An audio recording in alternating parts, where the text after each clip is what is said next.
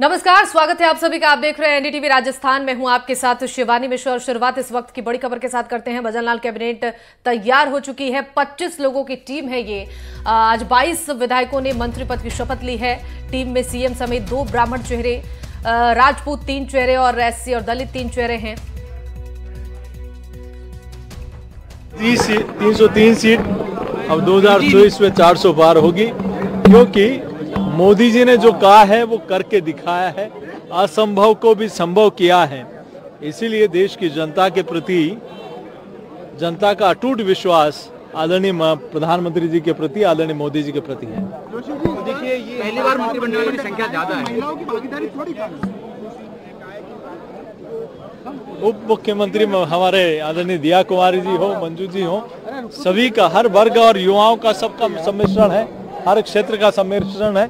और मैं सोचता हूँ बहुत अच्छा मंत्रिमंडल का गठन आज हुआ है। पहली बार जो मंत्रिमंडल।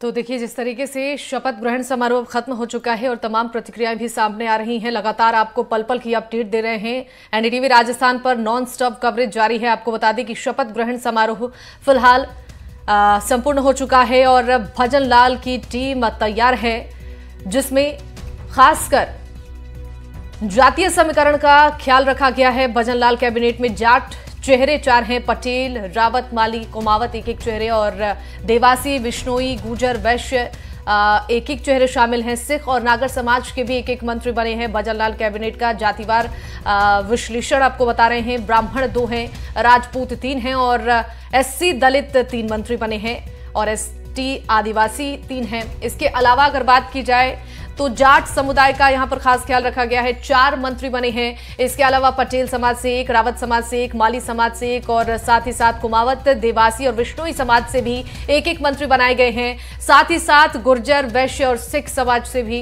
1-1 मंत्री बने हैं। देखो, जो माननीय मुख्यमंत्री जी के नेतृत्व में हमारा मंत्रिमंडल जो प्राथमिकताएं तय करेगा वो हमारी सर्वोच्च प्राथमिकता है। फिर भी मोटे तौर पे पिछले 5 साल का यदि गहलोत सरकार का कार्यकाल देखें, माननीय मुख्यमंत्री जी ने स्पष्ट कर दिया है कि ये भारतीय जनता पार्टी सरकार का जो शासन है सुशासन होगा, भ्रष्टाचार मुक्त शासन होगा। फिर भी आपने कुछ प्राथमिकता खुद की भी और तय कर रखी है, क्योंकि मंत्री के आप सरकार का अंग है, आपके क्षेत्र की कोई बड़ी समस्या है? वो जो मेरी प्राथमिकताएं होंगी उनको मंत्रिमंडल में डिस्कस करेंगे और जो सब अच्छा मानेंगे उनको कोशिश करेंगे कि उस पर काम करें। मदन जी, एक बड़ा सवाल था, इस बार जो मंत्रिमंडल आपका विस्तार हुआ है, महिलाओं की भागीदारी कम है। नहीं, हमारे माननीय उप मुख्यमंत्री जी भी महिला हैं और इस प्रदेश में 10 साल तक माननीय वसुंधरा जी भी मुख्यमंत्री रही हैं। तो देखिए, तमाम प्रतिक्रियाएं सामने आ रही है। मंत्री बनने के बाद ये जो तमाम चेहरे हैं अब मुख्यमंत्री का शुक्रिया अदा कर रहे हैं। साथ ही साथ उनकी तरफ से ये भी कहा जा रहा है कि अपने दायित्व को निभाएंगे। और फिलहाल देखिए, जातीय समीकरण का खास ख्याल रखते हुए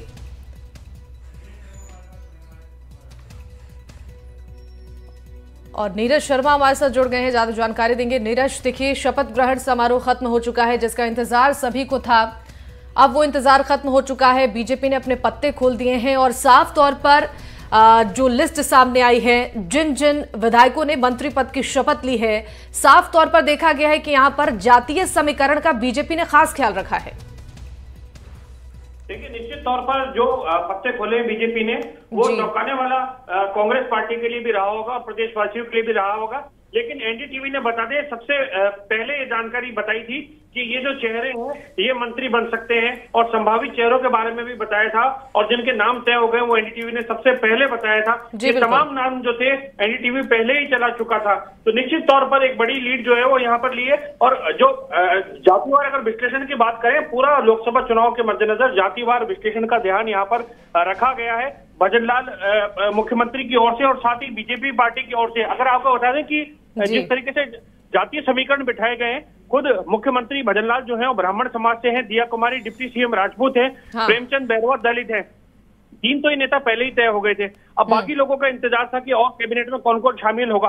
तो किरोड़ी लाल मीणा आदिवासी एसटी समाज से हैं, गजेंद्र सिंह खीवसर राजपूत समाज से हैं, मदन दिलावर जो है जिन्हें कैबिनेट मंत्री बनाया गया वो एसटी समाज से, दलित समाज से है, राज्यवर्धन राठौड़ राजपूत समाज से है, बाबूलाल खराड़ी एसटी से यानी आदिवासी समाज से है, जोगाराम पटेल ओबीसी किसान परिवार से आते हैं, सुरेश रावत ओबीसी किसान वर्ग से हैं, अविनाश गहलोत ओबीसी माली वर्ग से हैं, जोराराम कुमावत भी ओबीसी समाज से आते हैं, हेमंत मीणा एससी आदिवासी से हैं, कन्हैयालाल चौधरी जाट ओबीसी हैं, सुमित गोदारा जाट ओबीसी समाज से आते हैं। राज्य मंत्री स्वतंत्र प्रभार की बात करें तो संजय शर्मा को ब्राह्मण चेहरे के रूप में लिया गया है, गौतम कुमार दत्त वैश्य समाज से आते हैं, झावर सिंह करा जाट ओबीसी समाज से हैं, सुरेंद्र पाल टीटी स्टिक समाज से हैं और हीरालाल नागर ओबीसी समाज से।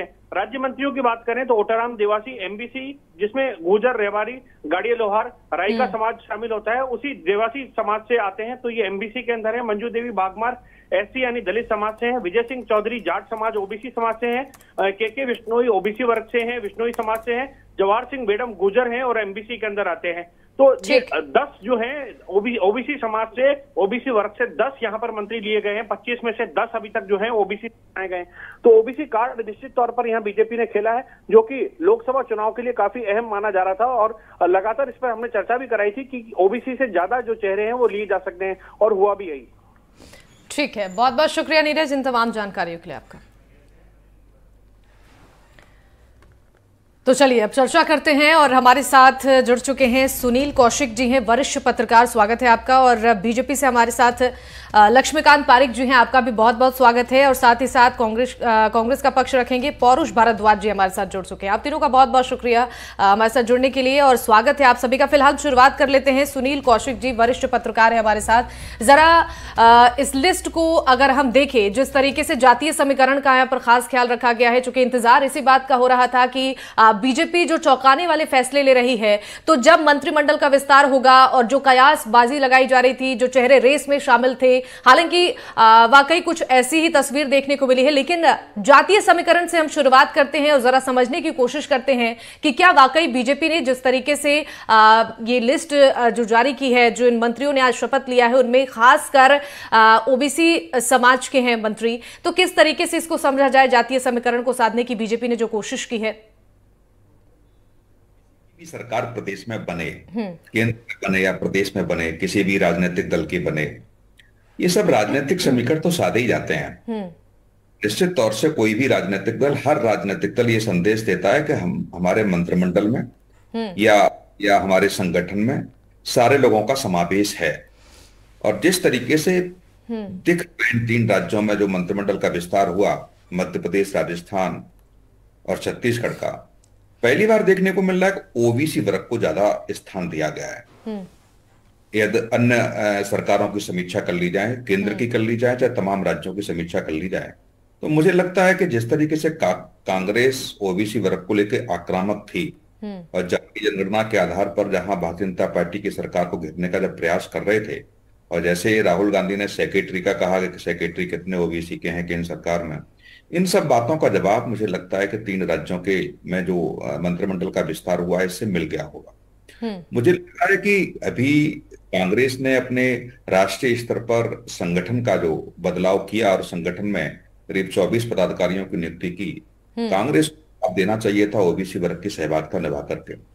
तो लगता है कि हाँ, वास्तव में 2024 के चुनाव की तैयारी और कांग्रेस जिस तरीके से ओबीसी वर्ग को लेकर के घेरने का प्रयास भारतीय जनता पार्टी को कर रही है, उसका जवाब मिल जाता। लेकिन कांग्रेस ने राष्ट्रीय पदाधिकारियों की नियुक्ति में भी कोताही बरती, जहां ओबीसी वर्ग की बार बार कांग्रेस वकालत करती नजर आ रही थी। इन पदाधिकारियों में भी ओबीसी वर्ग को उतना दायित्व तो नहीं मिला या उतना स्थान नहीं मिला जो कांग्रेस बार बार चाहे स्पीच के माध्यम से, चाहे रैलियों के माध्यम से, चाहे प्रेस कॉन्फ्रेंस के माध्यम से संदेश देने का जो काम था। निश्चित तौर से 10 ओबीसी चेहरे मायने रखते हैं। दलित, चाहे राजपूत हो, आदिवासी हो, जाट हो, सबका सबके से कहता है। और राजनीतिक दृष्टि से भी देखा जाए, यदि हम लोग इसका आकलन करें, तो हाँ, ये 2024 की तैयारी है। और इसकी जगह यदि कांग्रेस भी होती तो मुझे लगता है वो भी इसी तरीके से प्रयास करती कि अगला चुनाव जहां है या जिन राज्यों में कांग्रेस की सरकार है वहां भी आप देखिएगा, या दूसरे क्षेत्रीय दलों की सरकार है, निश्चित तौर से अगले चुनाव की तैयारी की जाती है और जातीय समीकरण को साधने का हर राजनीतिक दल प्रयास करता है। लेकिन बीजेपी में बस एक खासियत है कि कुछ चीजें दिखती हैं, नहीं होती हैं, वो दिखती नहीं है। तमाम मंत्री के चेहरे थे, जैसे बाबा बालकनाथ को देखिए, मुख्यमंत्री तो अलग रहा, आपने कैबिनेट में भी उनका स्थान नहीं उनको मिला। बहुत सारे राज्यवर्धन हो, किरोड़ीलाल मीणा हो, या तमाम ऐसे लोग हों जहां मुख्यमंत्री के दावेदार थे, निश्चित देखा कि उनको मंत्रिमंडल में स्थान देकर के एक संदेश देने का प्रयास तो किया ही है कि ठीक है। और जो सांसद थे, और सांसदों में आप देखो दिया कुमारी हो या राज्यवर्धन जी हो या किरोड़ीलाल मीणा हो, या तो उन्होंने से इस्तीफा दिया है, तो यहाँ की राजनीति में कितनी उनकी सहभागिता रहेगी, इस बात को आकलन करेंगे जब कुछ दिन तक वो अपने मंत्रालय चलाएंगे, कौन कौन से मंत्रालय उनको दिए जाएंगे और किस तरीके से कार्य करने की उनकी पद्धति रहेगी।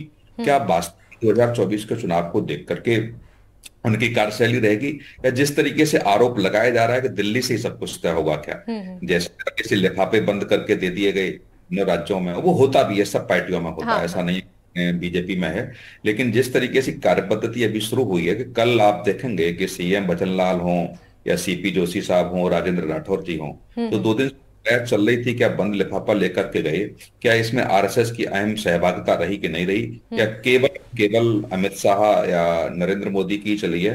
ये मुझे लगता है आने वाले दिनों में जो उनका कार्य करने की जो स्थिति होगी, उससे हम लोग आकलन कर पाएंगे। बिल्कुल बिल्कुल, ठीक है। लक्ष्मीकांत जी हैं हमारे साथ बीजेपी से। लक्ष्मीकांत जी, देखिए जिस तरीके से बीजेपी में कहा जा रहा था कि महिला चेहरों को आगे किया जाएगा, हालांकि इस बार वोटिंग परसेंटेज भी जब हमने देखा तो महिलाएं बढ़ चढ़कर हिस्सा ले रही थी, और महिलाओं का जो योगदान है राजस्थान की राजनीति में उसे भी नकारा नहीं जा सकता है। लेकिन जो कयास लगाए जा रहे थे, जो उम्मीद थी कि महिलाओं को तवज्जो दी जाएगी, जगह मिलेगी, फिलहाल कुछ संतुष्टिजनक जो लिस्ट में नाम है वो देखने को नहीं मिला है। नहीं, पहले तो आपकी जो मानी कौशिक जी बोल रहे थे मैंने नहीं सुन पाया, क्योंकि आपने शायद उनकी आवाज मुझ तक लिंक नहीं कर रखी, मैं सुन नहीं पाया क्या कह रहे थे। फिर भी आपके जो प्रश्न किया वो शायद इसी भाषा का उपयोग उन्होंने किया। मैं सवाल दोहराती हूँ, मैं ये कह रही हूँ कि महिलाओं की बात, आपकी भाषा तो आगे मेरे पास आ चुकी है जी, आपकी बात में आपका सवाल मेरे पास आ चुका। मैं तो कौशिक की बात कर, कौशिक जो बोल रहे थे मैं नहीं सुन पा रहा था, क्योंकि मुझे इस चैनल पर बैठे 3 बजे से बैठा हुआ, मुझे शायद छोड़ना भी है, मेरा अंतिम वक्तव्य होगा इस चैनल पर। ठीक है, ठीक है। मेरा सीधे तौर पर मानना है कि भारतीय जनता पार्टी 36 कौमों की पार्टी, 36 कौमों को साथ लेकर चलने वाली पार्टी, युवा, महिला व अनुभव सभी को वरीयता देते हुए इस मंत्रिमंडल का गठन किया गया। हमने तो महिलाओं की बात कर रहे हैं, न हम युवाओं की बात कर रहे हैं, न हम बुजुर्ग की बात कर रहे हैं। हमारा सीधे तौर पर मानना है कि राजस्थान के सर्वांगीण विकास को ध्यान रखते हुए सभी तबकों को और सभी 36 कौमों को साथ देने का प्रयास भारतीय जनता पार्टी किया है। हमारा मानना है कि इस मंत्रिमंडल के माध्यम से हम राजस्थान का जो रुका हुआ विकास था वह विकास कर पाए। महिलाओं की दशा और दिशा जो खराब, महिला सशक्तिकरण की बात जहां हम करते हैं, और राजस्थान महिलाओं को उत्पीड़न जिस प्रकार से बढ़ रहा था उसको रोकने और थामने का काम करें। राजस्थान की वेंटिलेटर पाई कानून व्यवस्था की स्थिति को सुधारने का काम करें। युवाओं के भविष्य के साथ जो पेपर लीक के बाद खिलवाड़ हो रहा था, उस खिलवाड़ को रोकने का काम करें। हम राजस्थान के विकास की गति, सड़क, शिक्षा और स्वास्थ्य को लेकर अत्यंत खराब हो चुकी थी, उसको ठीक करने का काम करें। हमारा सीधे तौर पर मानना है कि ये मंत्रिमंडल राजस्थान के चौमुखी विकास का मंत्रिमंडल होगा। ये मंत्रिमंडल महिलाओं का मंत्रिमंडल है, न युवाओं का मंत्रिमंडल। ये मंत्रिमंडल राजस्थान का मंत्रिमंडल है, राजस्थान के जनता का मंत्रिमंडल है। आपके माध्यम से बात कह देना चाहता हूँ, लोकतंत्र में जनता के वोट से चुनी गई सरकार सीधे तौर पर जनता की सरकार होती है, इसलिए जनता की सरकार है। और मेरा मानना है कि जनता की सरकार जनता के प्रतिनिधियों की सरकार है, और जनता के ये नौजवान प्रतिनिधि जो हमारे साथ अनुभव भी है और युवा जोश भी है, ये सब मिलकर राजस्थान का संपूर्ण विकास करेंगे। इन्हीं शब्दों के साथ आज की इस डिबेट से मैं बड़े आपके हृदय के अंतर्गत क्षमा चाहते हुए छोड़ना चाहूँ, जो मुझे दूसरे चैनल पर जुड़ना है। 3 बजे से आपके साथ हूँ। आपने कहा था कि 5:15 तक रुकना है, मैं रुका हूँ, और मुझे उम्मीद है कि मेरे वक्तव्य को शायद आप ठीक से स्वीकार करेंगे। धन्यवाद। ठीक है, चलिए हमारे साथ कांग्रेस से पौरुष भारद्वाज भी है। पौरुष जी, आपसे समझने की कोशिश करेंगे। बीजेपी ने तो अपने पत्ते खोल दिए हैं, भजनलाल कैबिनेट का विस्तार हो चुका है, तमाम चेहरे, तमाम नाम सामने आ चुके हैं, और इसी के साथ एक संदेश भी कि 2024 को लेकर बीजेपी की तरफ से तैयारियां जो की जा रही हैं उसकी एक झलक भी इस मंत्रिमंडल से निकल कर सामने आ रही है। किस तरीके की जो चुनौती आपके सामने 2024 में बीजेपी खड़ी कर रही है? देखिए, मैं इस बात को कहना चाहूंगा कि आज लगभग 27 दिन बाद, चुनाव परिणाम के 27 दिन बाद जिस प्रकार से मंत्रिमंडल का, मंत्री परिषद का गठन हुआ है, तो निश्चित तौर पे स्वागत योग्य कदम है। और मैं आपके चैनल के माध्यम से भारतीय जनता पार्टी को, नए मंत्रियों को, सबको मैं इस बात की हार्दिक बधाई देना चाहूंगा। और दूसरी बात देखिए, जैसा कि अभी भारतीय जनता पार्टी के प्रवक्ता मुझसे पहले जब कह रहे थे, आपने जब इनसे महिला महिलाओं को प्रतिनिधित्व देने की बात की और जिस प्रकार से बड़ी सफाई से एक ना बहुत चतुराई से मोदी जी वाली स्टाइल में बड़ी बड़ी बातें करके सवाल को टाल गए, जिस प्रकार से भारत की 50% आबादी महिलाएं, और देखिए अगर आप सबको सिर्फ एक मतदाता के रूप में देखते हैं, आप महिला वर्ग के रूप में नहीं देखते, युवा वर्ग के रूप में नहीं देखते, तो फिर आप महिला शक्ति वंदन बिल आप लोकसभा में क्यों लेकर के आए? इनसे ये बात इनकी जो है वो इनके दोहरे चरित्र को उजागर करती है। दूसरी बात मैं इस बात को कहना चाहूंगा कि जिस प्रकार से इन्होंने महिला शक्ति वंदन बिल जो लेकर के आई है और उसको इन्होंने पास तो करा दिया, परंतु उसको इन्होंने इस विधानसभा चुनाव में लागू नहीं किया, इसको ये आने वाले लोकसभा चुनाव में लागू नहीं करेंगे और इसके लिए बहाना बना रहे हैं लोग ये कि साहब हम इसको नया परिसीमन होगा तब हम इसको लागू करेंगे। तो भारतीय जनता पार्टी के तमाम नेताओं से आपके चैनल के माध्यम से मैं इस बात का सवाल पूछना चाहूंगा कि क्या आपके बिल में ऐसी कोई तकनीकी पेच है कि भाई जिसकी वजह से आप वो तकनीकी पेच जो है वो नए परिसीमन में सुलझेगा, आने वाले लोकसभा चुनाव में नहीं सुलझ सकता या आने वाले विधानसभा चुनाव में नहीं सुलझ सकता? 33% रिजर्वेशन की बात कह रहे हैं ना आप, तो दे दीजिए, जिस राज्य में जितनी सीटें उसका 33% निकाल के दे दीजिए, लोकसभा की 33% सीटें निकाल करके दे दीजिए, रिजर्वेशन का दिक्कत आ रही है। परंतु आप नहीं देंगे क्योंकि आपकी जो मानसिकता है वो आपकी मानसिकता महिलाओं को आगे बढ़ाने की नहीं है। आप सिर्फ एक है ना जो जिसको भारतीय राजनीति की भाषा में लॉलीपॉप देना या झुंझुना पकड़ाना बोलते हैं, आप लोग उस तरह का काम करते हैं। देखिए दूसरी बात जो आज के मंत्रिमंडल में रही, निश्चित तौर पर सब वर्गों का प्रतिनिधित्व मिला, बिल्कुल बहुत अच्छी खुशी की बात है, परंतु जिस प्रकार से आज संवैधानिक गरिमाएं तार करती गई। देखिए राजस्थान में श्रीकरणपुर सीट पे उपचुनाव चल रहा है और ये एक नैतिकता का भी तकाजा है और एक चुनाव आयोग की जो गाइडलाइन है उसमें भी एक चीज होती है कि कोई भी राजनीतिक दल इस प्रकार का कार्य नहीं करेगा जिससे कि मतदाताओं में प्रलोभन उत्पन्न होता हो या मतदाता प्रभावित होते हो। इन्होंने उस सीट से भारतीय जनता पार्टी ने अपने प्रत्याशी श्री सुरेंद्र पाल सिंह जी टीटी को आज इन्होंने मंत्री परिषद में इन्होंने राज्य मंत्री के तौर पर शपथ दिला दी। मैं भारतीय जनता पार्टी से इस बात को पूछना चाहूंगा कि क्या आप इस बात को मानते हैं कि वो चुनाव जीतने ही जा रहे हैं? क्या हमारे द्वारा जो आप पे आरोप लगाए जाते रहे हमारी पार्टी के द्वारा और तमाम विपक्ष के द्वारा, तो क्या आप उन आरोपों की पुष्टि कर रहे हैं? आपको कम से कम रुकना चाहिए था, आपको चुनाव के परिणाम तक रुकना चाहिए था। अगर वो जीत जाते तो 5 सीटें खाली अभी भी तो रखी हुई ना, 6 सीट खाली दे देते, अगले मंत्रिमंडल में उनको ले सकते थे। परंतु जिस प्रकार से भारतीय जनता पार्टी ने आज उनको शपथ दिलवा करके मतदाताओं को एक लुभाने का कार्य किया और एक जो अनैतिक कार्य किया, इसलिए भारतीय जनता पार्टी को राजस्थान की जनता से माफी मांगनी चाहिए और चुनाव आयोग को तत्काल संज्ञान लेनी चाहिए। और देखिए जिस प्रकार से ये लोग जो बातें करके सत्ता में आए, बड़ी बड़ी बातें करके सत्ता में आए, मैं आपसे कहना चाहूंगा ये लोग महिला सुरक्षा पे बातें करके आए, ये लोग पेपर लीक के मामले में बातें करके आए। पेपर लीक में राजस्थान में हमारी वैसी पहली सरकार थी कि जिसने पूरे भारतवर्ष की एक ऐसी पहली सरकार राज्य सरकार थी कि जिसने पेपर लीक पे कड़े से कड़ा कानून बनाया। भारतीय जनता पार्टी के सरकार में आते ही राजस्थान ने पहली बार बोर्ड की परीक्षाओं के अर्धवार्षिक पेपर को लीक होते हुए देखा। 3 घटनाएं राजस्थान में हुई जनरल जी के शपथ लेने के बाद, या किसी से छुपा हुआ नहीं है। महिला अत्याचारों के मामले में दलित महिला से लेकर के नाबालिग बच्चियों से लेकर के तमाम तरह की कम से कम 15 से ज्यादा घटनाएं राजस्थान में महिला बलात्कार की हो चुकी है। और एक घटना में तो 3 पुलिसकर्मी लिप्त थे, उसको इन्होंने सिर्फ इनको लाइन हाजिर करके इन्होंने अपने कर्तव्य की तीसरी कर लिया। आगे कानूनी क्या कार्रवाई हुई मुझे इस चीज का नहीं पता। और देखिए जिस प्रकार से इन्होंने कहा था कि भाई हमारी सरकार बनती है तो हम लोग है ना कांग्रेस सरकार की किसी भी जन कल्याणकारी योजना को बंद नहीं करेंगे।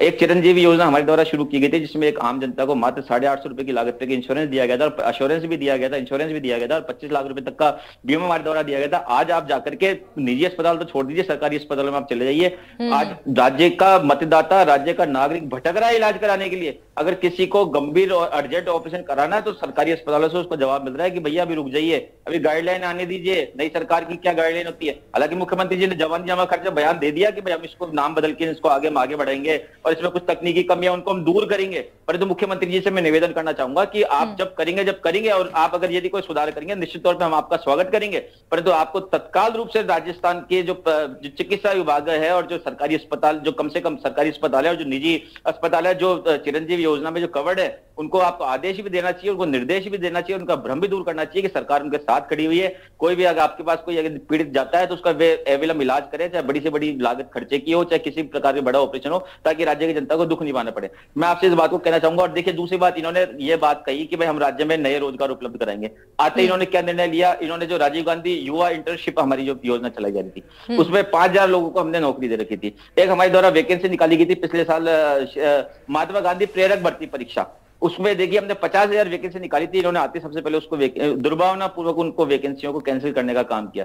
आपको समझ में आता है कि आपको हमारे नेताओं के साथ नाम में आपत्ति हो सकती है, आपको देश के राष्ट्रपिता महात्मा गांधी जी के नाम से आपत्ति हो सकती है, आपकी विचारधारा को हम समझते हैं, परंतु आप नाम का बदला आप राज्य की जनता से, राज्य के युवाओं से ले रहे हैं और एक तरफ आप अपने आपको युवा कल्याणकारी सरकार कह रहे हैं। तो मैं आपसे कहना चाहूंगा कि आपको नामों से परेशानी था, नाम बदल दीजिए, परंतु कम से कम हमारी सरकार के द्वारा शुरू किए गए रोजगार के कोई अवसर दिए जाते हैं तो उसको जारी रखें, मैं इस बात को कहना चाहूंगा।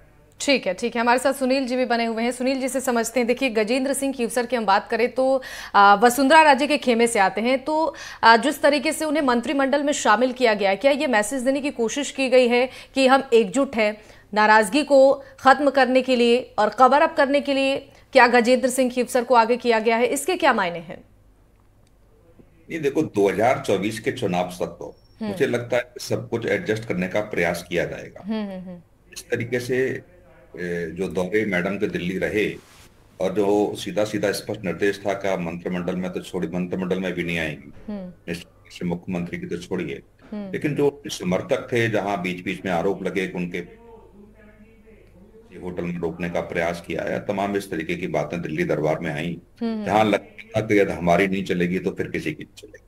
तो निश्चित तौर से कुछ ऐसे चेहरे होते हैं जो दोनों तरफ होते हैं और ऐसे चेहरों को कैबिनेट में लेकर के जनता के बीच तो एक संदेश जाना ही चाहिए। कम से कम समझ सके किसी गुट का इसमें भागीदारी नहीं है, सारे लोग, सारे गुटों को या सारे जो नेता हैं, निश्चित तौर से जब गुटबंदी हर राजनीतिक दल में होती है, सबको साधने का प्रयास किया है।